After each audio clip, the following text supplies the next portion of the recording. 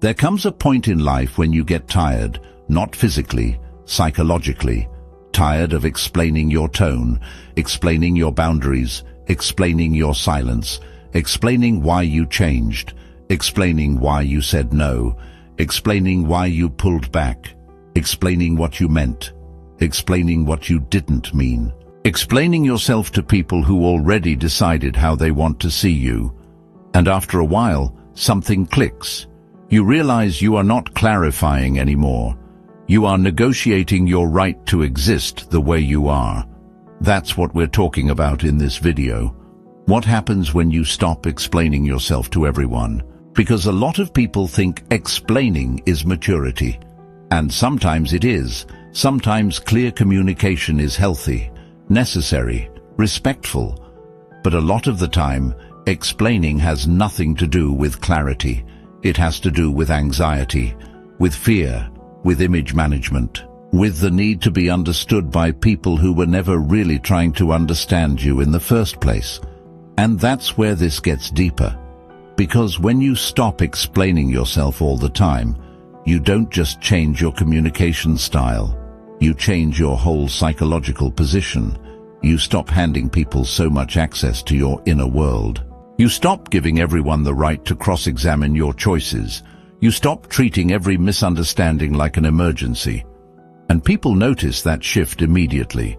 Some respect you more, some get uncomfortable, some call you cold, some suddenly act like they've lost access to something they were relying on. Carl Jung would probably say that a lot of human suffering comes from over-identifying with the persona, the social self, the image, the version of you that wants to be seen correctly, accepted, approved of. And when you stop over-explaining, you start loosening your addiction to that performance. That's why it feels so powerful. And also why it makes certain people nervous. So let's go straight into it. Because once you understand what really happens when you stop explaining yourself to everyone, you stop feeling guilty for becoming quieter, clearer, and harder to manipulate. 1. You realize how much of your explaining was actually fear. This is usually the first thing that hits you. You think you've been explaining because you're thoughtful, because you're fair, because you want to be understood, because you don't want conflict. But then you pull back a little, and you start seeing something uncomfortable. A lot of your explaining was fear. Fear of being disliked, fear of being misunderstood, fear of disappointing people, fear of seeming rude, fear of being seen as selfish, fear of not being able to control the narrative. That's why you kept adding extra sentences, extra context, extra softness, extra justification, extra emotional padding, not always because it was necessary, but because part of you was trying to protect yourself from other people's reactions. And once you see that, it changes the way you hear yourself. You start realizing how often you were saying things like, "I'm sorry, it's just that. I didn't mean it like that. I know this probably sounds bad, but it's not that I don't care, it's just, I had a reason." And none of those sentences are automatically wrong. But when they become a pattern, they reveal something. They reveal that you may have been trying to make your truth more digestible than it needed to be. Jung would probably call this the pressure of the persona, the part of you that wants to remain acceptable, the part that wants your image to stay clean in the minds of others. But real growth often begins the moment you ask a very simple question. Am I explaining because I want to communicate, or because I'm afraid of what happens if I don't? That question changes everything, because the answer is often more revealing than people expect. And once you see how much fear was hiding inside your explanations, it becomes harder to keep speaking the same way. 2. People who benefited from your over-explaining start acting different. This is where things get interesting, because the moment you stop over-explaining, some people immediately feel the difference, and they don't always like it. Why? Because your over-explaining gave them something. It gave them access, control, reassurance, leverage. It gave them the ability to question your decisions, pull more out of you, make you second-guess yourself, keep you in the conversation longer than necessary. It kept you emotionally available in ways you may not have even noticed. So when you stop explaining so much, the dynamic shifts. Now they don't get as much access to your uncertainty. Now they can't pull you into long emotional negotiations as easily. Now they can't keep you defending simple choices like their court cases. And people who were comfortable in the old dynamic often react. They say you've changed. They say you're distant. They say you're cold. They say you're acting different. But a lot of the time, what they really mean is, I can't access you the way I used to.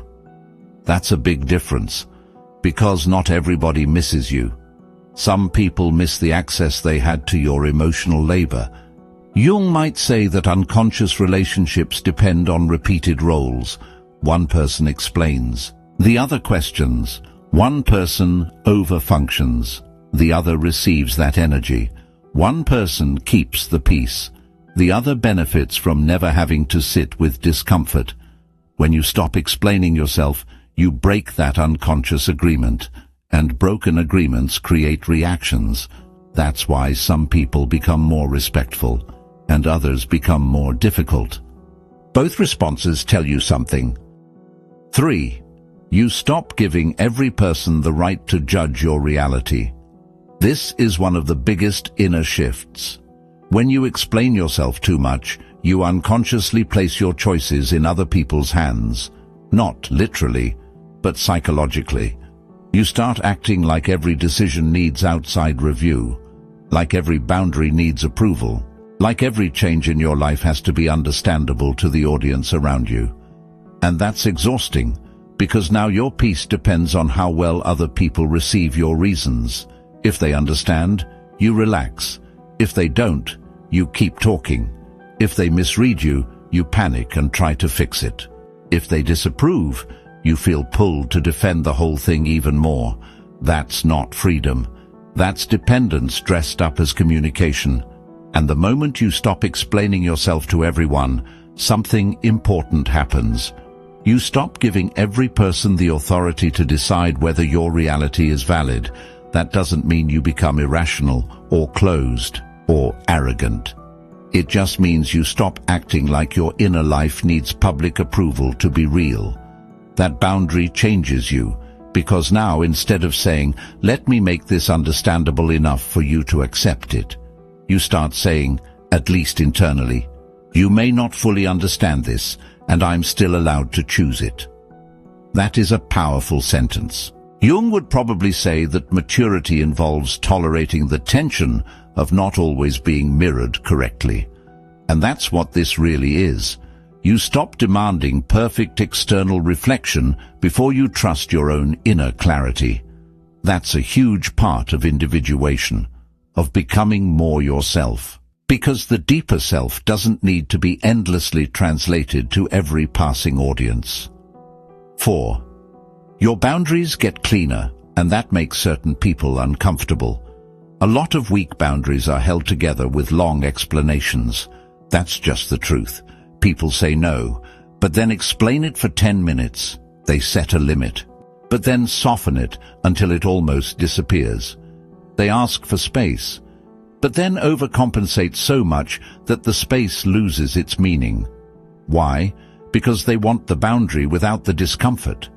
But boundaries and discomfort often come together, especially when the people around you are used to more access. So when you stop explaining yourself so much, your boundaries become cleaner, shorter, simpler, more direct. And weirdly enough, that often makes people more uncomfortable than the boundary itself, because now there's less room to negotiate, less room to guilt you, less room to drag you into an emotional maze where they slowly wear your decision down. Think about how different these two things feel. I can't make it tonight, I'm sorry. I've just been overwhelmed lately, and I haven't been sleeping well, and I really don't want you to think it's personal. Versus, I can't make it tonight. I need to rest.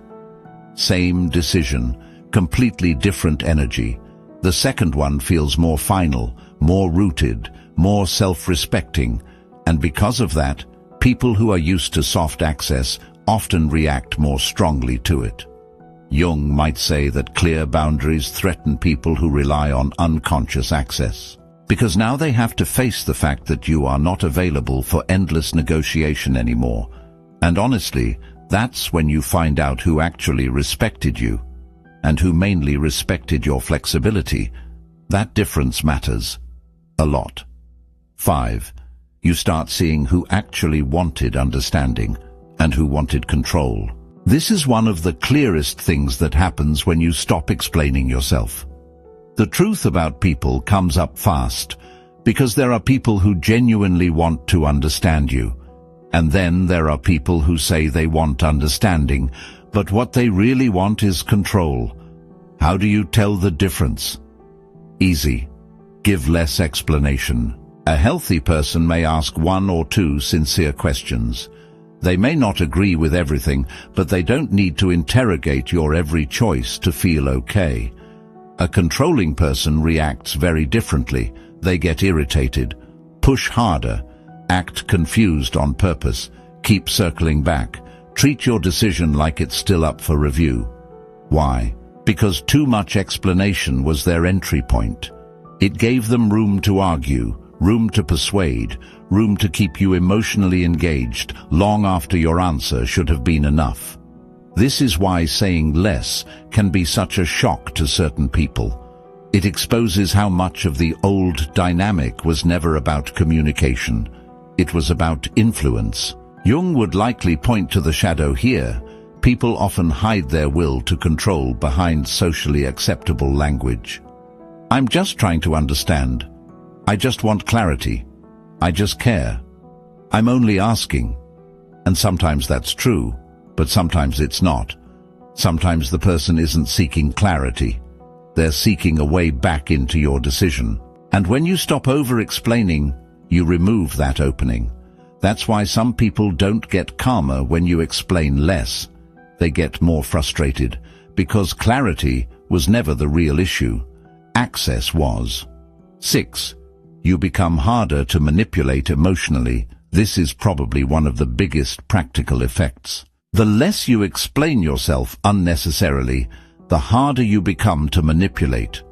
Because manipulation often depends on getting you to keep talking, keep justifying, keep defending, keep clarifying, keep proving your innocence, keep proving your intentions, keep proving you're not selfish, rude, cold, difficult, mean, ungrateful, dramatic.